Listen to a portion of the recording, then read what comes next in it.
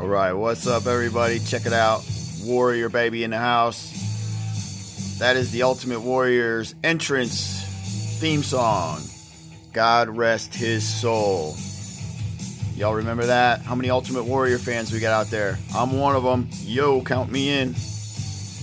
All right, man. Playing that on YouTube. R.I.P. I believe the Ultimate Warrior died in 2014. I could be wrong. 2014, 2016, something like that. Died of a massive heart attack. All right, man. I'm going to answer a question that I got the other day. It's not that I got it the other day. I think a lot of people are curious because they kind of keep hinting around to. I talk about the Chippendales, and they're like, "Hey, I want to be a Chippendale. How much money do the Chippendales make?"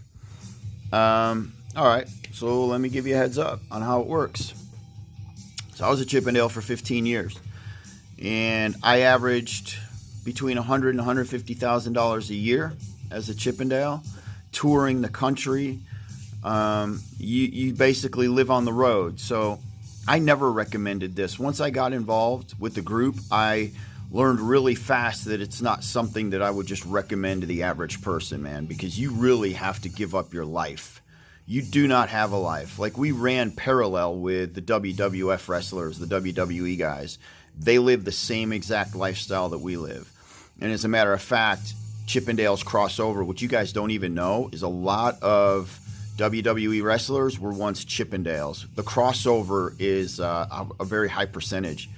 And I was even offered several times a role in the WWE, and I turned it down because my life on the road, I was making so much money as a Chippendale. I was offered less money in the WWE when I'm like, okay, so I'm already a superstar. I already got this crazy freaking lifestyle. So now you're telling me I'm going to get hurt to make less money?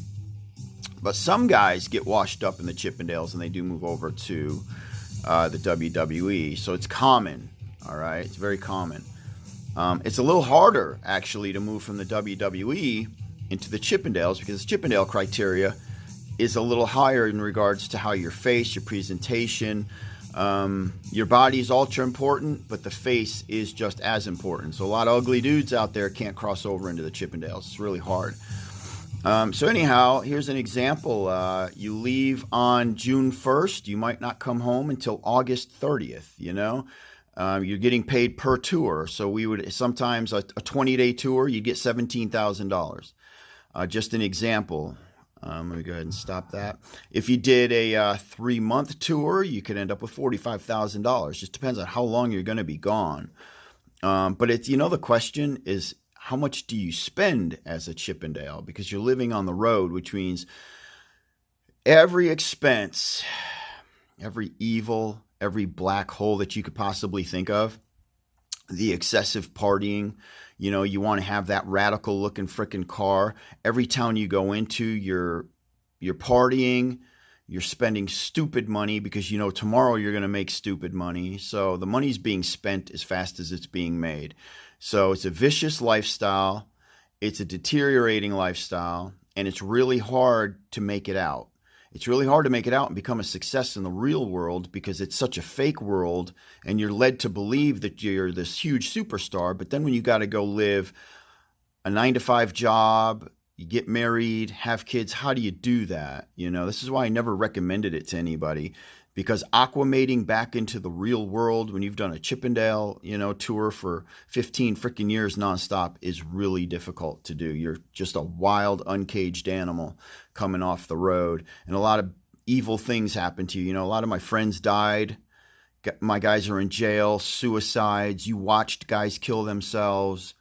Horrific things are just embedded in your brain that you now have to live with and go on into this normal life because you just, exited this insane life that very few people ever get to see. Everybody thinks this Chippendales is all poster boys and, women and, that's a part of it. But there's this vicious side to traveling and what you see and how you live. Excessive drug use, and you're surrounded by drug addicts.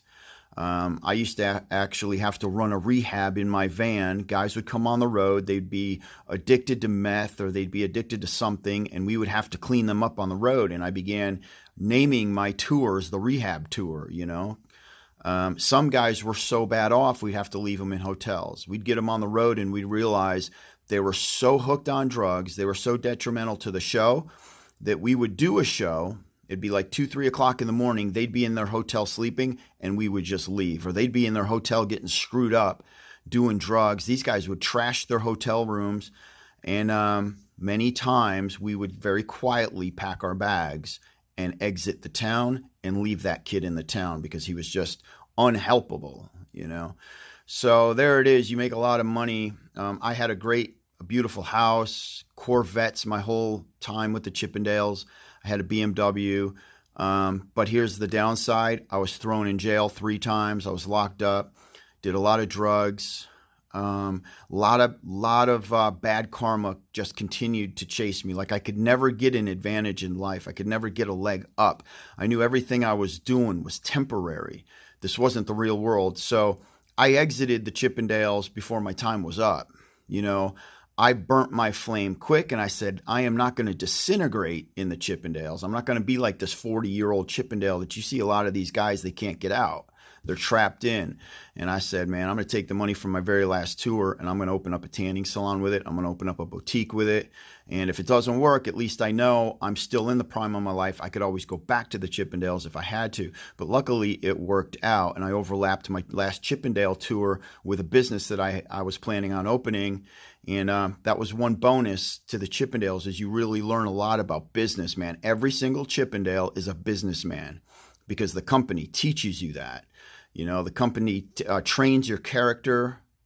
They train you how to live. They train your business sense, your work ethic. It's crazy if you do it right, how smart you end up being in a real business world if you can utilize it, if you can capitalize on it like I did. I went into the Chippendales with a business mind. I came out a businessman. Okay? That doesn't always happen though. Just letting you know. So you guys that are like, hey, I want to join the Chippendales, at least now you know a little more. All right, everybody, I'm out.